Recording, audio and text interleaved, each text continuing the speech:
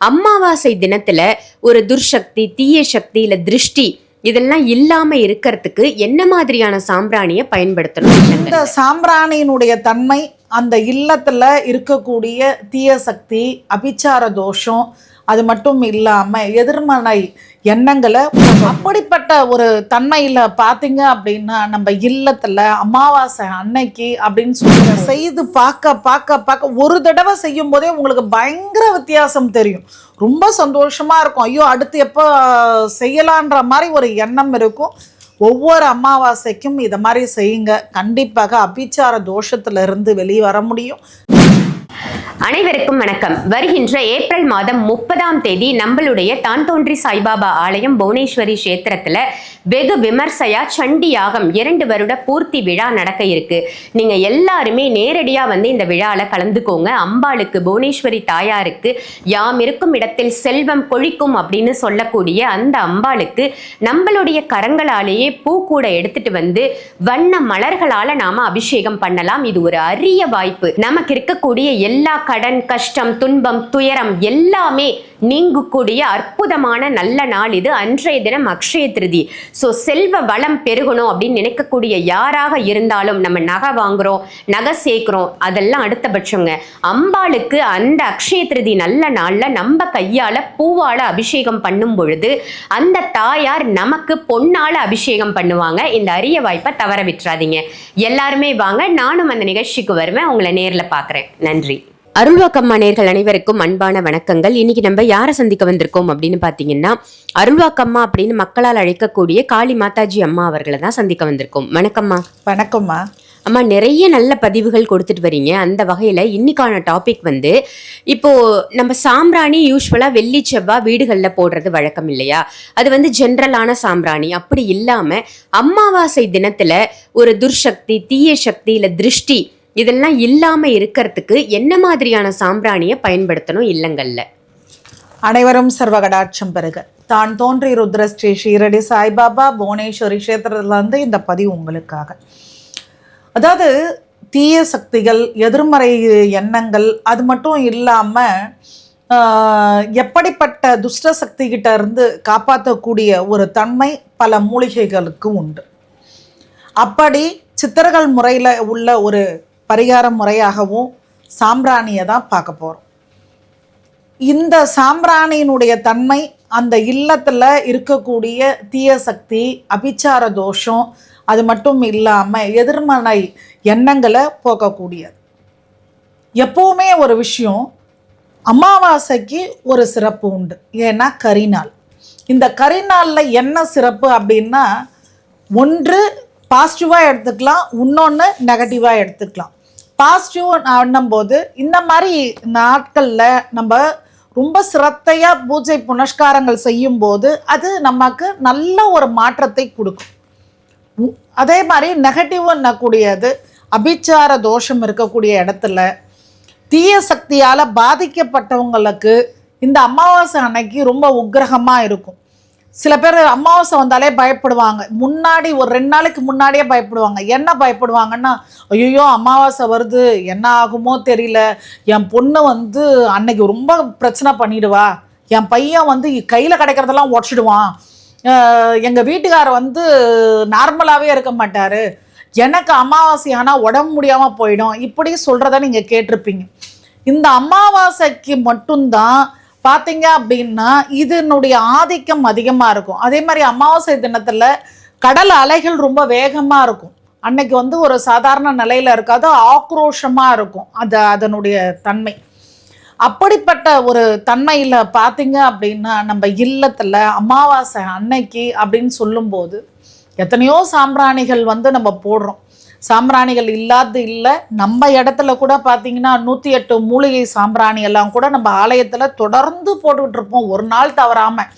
காரணம் எதனாலன்னா, இந்த இடத்துக்குமே பல பிரச்சனைகள் இருக்கும் ஆலயத்துலேயுமே. காரணம் எதற்கு அப்படின்னா, எத்தனையோ பேர் இந்த இடத்துல அழுகையோட, கண்ணீரோட, மன உளைச்சலோட, தீய சக்தியின் ஆதிக்கத்தோட எத்தனையோ பேர் இந்த ஆலயத்துக்கு வரும்போது என்ன ஆகும் அப்படின்னா, அவங்க பிரச்சனைகள் தீர்ந்து அந்த சக்தியினுடைய ஆதிக்கம் இந்த இடத்துல இருக்கும். அது ஆலயமாக இருந்தால் கூட அதெல்லாம் நீங்கிறதுக்காக இந்த இடத்துல 108 மூலிகையினுடைய சாம்பிராணியை நம்ம தொடர்ந்து இந்த ஆலயத்தில் காலையில் சாயங்காலம் 2 வேளை போடுறோம். அமாவாசை அன்னைக்கு சித்தர்கள் சொன்ன ஒரு அற்புதமான முறை அப்படின்னும் போது இந்த சாம்பிராணி முறை. அமாவாசை அன்னைக்கு 6 மணிக்கு வீட்டில் பார்த்தீங்க அப்படின்னா வேப்ப எண்ணெயில் விளக்கு போடணும், அகண்டை எடுக்கணும். அந்த அகண்டையில் பார்த்தீங்க அப்படின்னா குங்குமத்தை போட்டு அதில் வேப்ப எண்ணெயை ஊற்றி சிகப்பு திரியை கொண்டு வீட்டில் பார்த்தீங்கன்னா அமாவாசை அன்னைக்கு இந்த மாதிரி பிரச்சனை இருக்கக்கூடியவங்க இல்லத்தில், நார்மலான குடும்பத்தில் இல்லை, பிரச்சனை இருக்கிறவங்க இல்லத்தில் மட்டும்தான் இதை செய்யணும். இந்த விளக்கை முதல் பொருத்தி வச்சுட்டு அதுக்கப்புறம் பார்த்தீங்க அப்படின்னா வீட்டில் பூண்டு தோல் உரிக்கிறோம் இல்லையா, அதை எடுத்து அந்த தோலை பத்திரமாக்கி வச்சுக்கணும். அப்படி இல்லை அப்படின்னா, அதாவது நம்ம மளிகை கடையில் பூண்டு தோலை கேட்டிங்கன்னா கண்டிப்பாக அந்த மூட்டையில் இருக்கும், அதை கொடுப்பாங்க. அந்த தோல் நாட்டு மருந்து கடையில் நாய்க்கடுகு அதை வாங்கிக்கணும். அதுக்கப்புறம் கருவேலம் பட்டை தூள், கருப்பு குங்கலியும் சாம்பிராணி, இதுதான் மெயினானது. இந்த பூண்டு தோலை முதல்ல அரைச்சி எடுத்து வச்சுக்கணும். அதுக்கப்புறம் கருவேலம் பட்டை தூளை அதோட சேர்த்துக்கணும். நாய்க்கடுகை அரைச்சி அதோட சேர்த்து கருப்பு குங்கலியும் அதுக்கப்புறம் சாம்பிராணி இதை எல்லாமே நல்லா கலந்து எடுத்து வச்சுக்கணும். வச்சுட்டு எப்போவுமே பார்த்தீங்கன்னா சாம்பிராணி போடுறோன்னா வெளியே இருந்து உள்ளே வரணும். ஆனால் இந்த அமாவாசைக்கு போடக்கூடிய தீய சக்திகளையும் அபிச்சார தோஷத்தையும் எதிர்மறை சக்திகளை நீக்கக்கூடிய தன்மை கொண்ட இந்த சாம்பிராணியை வீட்டுக்கு உள்ளே இருந்து வெளியே கொண்டு வரணும், அந்த மாதிரி போடணும். அப்போது என்ன பண்ணணும் அப்படின்னா, இப்போ கறி இருக்குது அப்படின்னா நிலக்கரி ரொம்ப நல்லா ரொம்ப நேரம் அதை தாக்கு பிடிக்க, இல்லைன்னா சிரட்டை அந்த கொட்டாங்குச்சி ஓட்டில் ஸ்டவ்வில் வச்சு பொருத்தி கூட அது நல்ல ஒரு அகண்ட சாம்பிராணி போடக்கூடிய அந்த தூபம் ரொம்ப முக்கியம், அகண்டையாக இருக்கணும். அதில் என்ன பண்ணணும் அப்படின்னா, நல்லா தணலை போட்டுட்டு இந்த சாம்பிராணி அதை போட்டு உள்ள ஒரு பாகம் இல்லாமல் எல்லா இடத்துலையும் நல்லா ஃபேனை போட்டு விட்டுருங்க. எல்லா இடத்துலையும் காட்டிட்டு அந்த பாதிப்பு இருக்கக்கூடிய குடும்பத்தில் இருக்கிறவங்க முகத்தை, கையை, பாதத்தை அந்த சாம்பிராணியில் நல்லா அலற காட்டணும். காட்டி முடிச்சுட்டு வெளியே கொண்டு வச்சிடணும். இந்த மாதிரி ஒவ்வொரு அமாவாசைக்கும் எந்த ஒரு இடத்துலையும் சரி, இந்த மாதிரி ஒரு ஆதிக்கம் பெற்ற தீய சக்தியினுடைய ஆதிக்கம் பெற்ற இடத்துல ஒவ்வொரு அமாவாசைக்கும் இந்த சாம்பிராணியை அலற போட்டு முகத்தை காட்டி கை காலை காட்டி கொண்டு வெளியே வச்சுட்டு மறுநாள் அதை முச்சந்தியில் எடுத்துன்னு போய் கொட்டிடும். தொடர்ந்து செய்யும்போது கண்டிப்பாக உங்ககிட்ட இருக்கக்கூடிய ஒரு தீய சக்தியாக இருந்தாலும் சரி, செய்வினை செய்து இல்லமாக இருந்தாலும் சரி, அந்த செய்வினை வெளியே போயிடும். உங்களுக்கு பிரச்சனைகள் தீர்ந்துடும். இது அற்புதமான சித்தர்கள் முறை. இதை செய்து பார்க்க ஒரு தடவை செய்யும் போதே உங்களுக்கு பயங்கர வித்தியாசம் தெரியும். ரொம்ப சந்தோஷமாக இருக்கும். ஐயோ அடுத்து எப்போ செய்யலான்ற மாதிரி ஒரு எண்ணம் இருக்கும். ஒவ்வொரு அமாவாசைக்கும் இதை மாதிரி செய்யுங்க. கண்டிப்பாக அபிச்சார தோஷத்திலிருந்து வெளியே வர முடியும், தீய சக்தியிலிருந்து நீங்கள் விடுபட முடியும். ரொம்ப சிறப்பான தகவலாக கொடுத்துருக்கீங்கம்மா. ஜென்ரலாக நம்ம சாம்பிராணி அப்படின்றது கேள்விப்பட்டிருக்கோம், ஆனால் இத்தனை விஷயங்களை சேர்த்து ஒரு சாம்பிராணி நம்ம அமாவாசை தினத்தில் போடும் பொழுது தீய சக்திகள் அகலும் அப்படின்னு சொல்லியிருக்கீங்க. அற்புதமான தகவல் கொடுத்ததற்கு நன்றிம்மா. அம்மா, இப்போ நம்ம ஆலயத்தில் நடக்க இருக்கின்ற ஏப்ரல் 30ஆம் தேதி நடக்க இருக்கின்ற அந்த பூச்சொரிதல் நிகழ்ச்சி, மக்கள் அதில் கலந்துக்கிறதால என்னென்ன நன்மை கிடைக்கும்? இப்போ பார்த்தீங்கன்னா ஏப்ரல் 29, 30 நம்ம ஆலயத்தில் ரொம்ப விசேஷமான ஒரு தினம். 29 பார்த்தீங்க அப்படின்னா விசேஷமான பூஜைகள்லாம் இருக்குது. அம்பாளுக்கு நல்ல ஒரு விசேஷ அபிஷேகங்கள் இருக்குது. அப்புறம் வேத பாராயணங்கள் இருக்குது. அது மட்டும் இல்லாமல் சண்டி யாகம் என்னக்கூடிய அற்புதமான யாகம் கும்பாபிஷேகம் போது செய்யக்கூடியது. அதே நேரம் ஒரு இடத்தில் தங்கு தடைகள் இருந்தால், காரிய சித்தி இல்லாமல் இருந்தால், வறுமை இருந்தால், செல்வம் இல்லாமல் அந்த இடத்துல தத்திர நிலை இருந்தால், அப்படிப்பட்ட இடத்தில் சண்டியாகத்தை செய்யும்போது அந்த இடத்துல அத்தனை பிரச்சனைகளும் தீரும் கூடிய அந்த யாகம் எல்லோராலையும் செய்ய முடியாது. அத்தனை தேவதைகளையும் உள்ளடங்கிய யாகம்.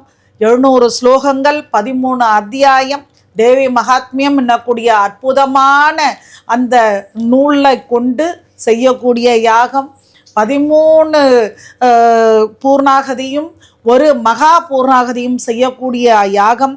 அப்படிப்பட்ட யாகத்தை குருவின் துணையோடு அம்பாளின் அனுகிரகத்தோடு, அது மட்டும் இல்லாமல் பெரிய பொக்கிஷமான அதிர்ஷ்டம் எனக்கு கிடைத்ததுனால எல்லோரும் நான் இன்புற்று வாழ ஆலயத்தில் 2 வருடங்கள் சண்டி யாகத்தை பண்ணியிருக்கோம். 2ஆம் வருடம் பூர்த்தியாகி 3ஆம் ஆண்டு தொடங்க உள்ளது. எல்லோருக்குமே ஒரு ஆச்சரியம், எல்லோரும் வியந்து பார்க்குறாங்க. வேதம் படித்தவர்கள் முதல் கொண்டு, ஆன்மீகத்தில் சிறந்தவர்கள் முதல் கொண்டு, அதே நேரம் நித்தமும் வழிபாடு பண்ணக்கூடிய பாமர மக்கள் கொண்டு 2 வருடங்கள் சென்னையில் ஒரு சண்டியாகத்தை பண்ணியிருக்கீங்கன்னா இது சாதாரண விஷயம் இல்லை. இது ஆச்சரியமாக இருக்குது. ஒரு நாள் பண்ணுறதே பெரிய விஷயம்.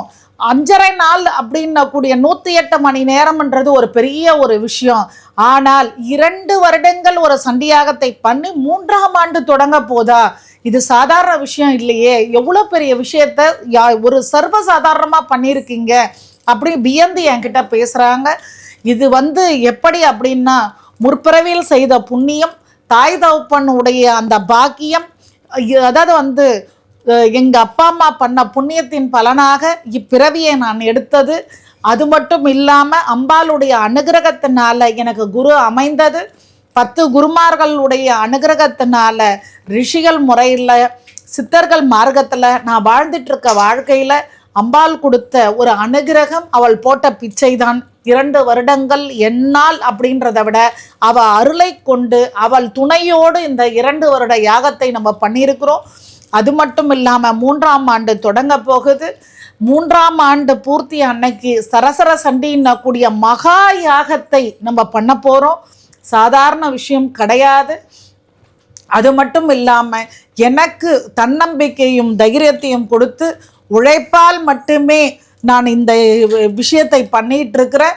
அது மட்டும் இல்லாமல் அக்ஷய திதி வருது 30ஆம் தேதி. அனைவரும் செல்வ செழிப்போட அதிர்ஷ்டத்தை வாரி கொடுக்கக்கூடிய குபேரனும் செல்வத்தை வாரி கொடுக்கக்கூடிய லக்ஷ்மியும் அனுகிரகம் பெற்ற பச்சை குங்குமத்தையும் 5 காயினையும் உங்களுக்கு பிரசாதமாக கொடுக்கறதோடு மட்டும் இல்லாமல் மகா பிரசாதம் சங்கல்பம் செய்து தரோம். நீங்கள் அனைவரும் வரணும். கண்டிப்பாக செல்வத்தை வாரி வழங்கும் புவனேஸ்வரியை அருளை பெற்று, அதாவது அனைத்து விதமான மலர்களையும் உங்கள் தலையில் பூக்கூடிய சுமந்து அம்பாளுக்கு பூ அபிஷேகம் செய்து, எல்லோருமே பார்த்தீங்க அப்படின்னா பால் அபிஷேகம் தான் பண்ணுவோம் வருடம் நம்ம ஆலயத்தில். ஆனால் இந்த வருடம் அம்பாள் அனைவருக்கும் செல்வம் இருக்கணும், அக்ஷய திதி அன்னைக்கு அவங்களுக்கு நல்ல ஒரு பலம் இருக்கணும் அப்படிங்கிறதுக்காக அம்பாளுடைய அந்த விசேஷ நாளில் அக்ஷய திதியை கொண்டு வந்திருக்கிறா. பெரிய விஷயம் அது.